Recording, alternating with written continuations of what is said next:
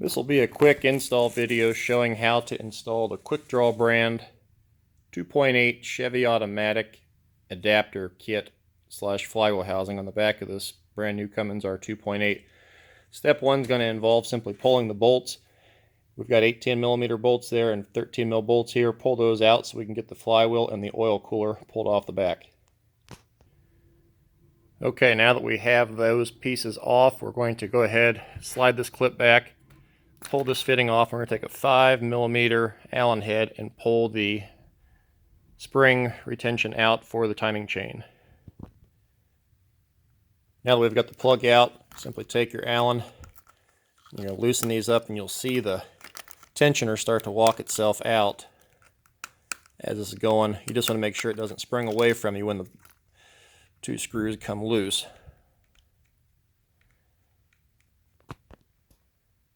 Okay, I've got the first screw out, the second one's about to come out. If you can just bring that back and forth, it just brings itself out like that. Careful not to drop anything or to get this dirty. We'll set it over on the tool bench. Next, we're going to take a 10mm socket and we're going to pull these 5 bolts out of the timing cover. Have all 5 bolts loose here. We're just going to take a rubber mallet, slightly tap on the side of it, being plastic, and it'll break loose the seal. Then we're going to tackle these 2 8mm screws on top. Okay, now that we have those screws out, there are 7 15mm bolts and 3 of the 10mm bolts that need to come out. We've got all the retaining bolts out. There are 4 10mm bolts underneath the oil pan that will need to come out, and I find it's a lot easier to put this back on if you loosen the other bolts so that the oil pan drops down even just 1/8 of an inch. With all the oil pan bolts loose and the 4 bolts pulled out the back that are connected to the back side of this flywheel housing, we're going to take a rubber mallet, knock it on the back side right here, and this will pop right off. We want it to come straight back, so just hit it gently. Okay, we've got that loose, and you'll notice I left the starter on. That's just a time saving. I can get to those bolts easier without the other part of the engine in the way.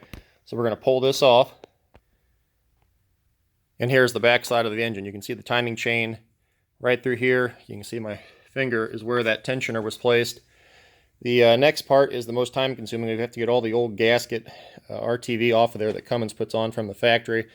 Up right in this area, you want to really scrape off the shellac they put on there to keep it from rusting. That'll get in the way and give you an unflat finish. The other part that we can point out now, you'll see this lip right here.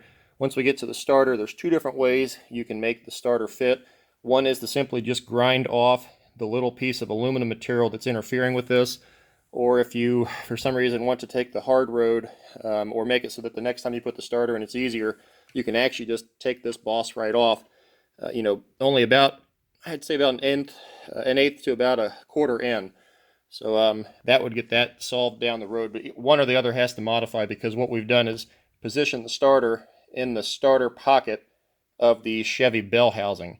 So they were just, that's how it unfortunately lined up. So there's a little bit of work involved, either taking this lip off and or I'll show you on the starter, grinding the hump off the starter. Next step's really straightforward. I just take some brake cleaner, spray it on the rag, and with a trusty scraper, just start taking all the gasket material off. I will recommend, when looking at this, it's a lot better to just take the oil pan the rest of the way off now, so that the crap that you're getting off the back of that from the gasket material does not fall down in the oil pan. You have to clean it back out. And here is a close-up. We've got a 7mm bolt going down to hold the dipstick in. You'll take that out first, run the other 10 bolts the rest of the way out from having them loose before, and the oil pan will drop right down. Okay, here's the oil pan off. I positioned most of the gasket back down in the groove. You could either order a new oil pan gasket if you choose, but since this has never been ran, I think it's perfectly acceptable to just reuse it. Take the 7mm bolt you pulled out of the dipstick, put it back in the threads for now just to keep it, and you'll notice we need to clean out the gasket material down in the grooves here and here if you choose not to get a new oil pan gasket. Back to the engine for the cleaning. Again, we need to get the shellac, the gasket material, and you'll see where they've RTV'd the corners. We'll point out where to put the RTV back when this goes back together. But up back in here, we need to get all of this material out of here so that there's nice seating surfaces.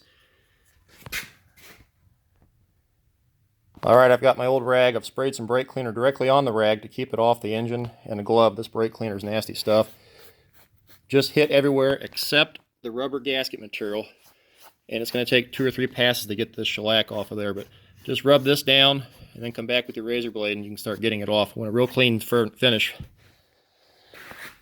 Right up in there we need to clean as well. This is actually unhardened, but again, we need to make it real clean. Okay, with some of that brake cleaner rubbed onto it, take our knife, and you can just very easily, we don't want to start shaving metal, we just want to take all the shellac and gasket material off. So just go slow on this. It usually takes about 20 minutes to get it really clean.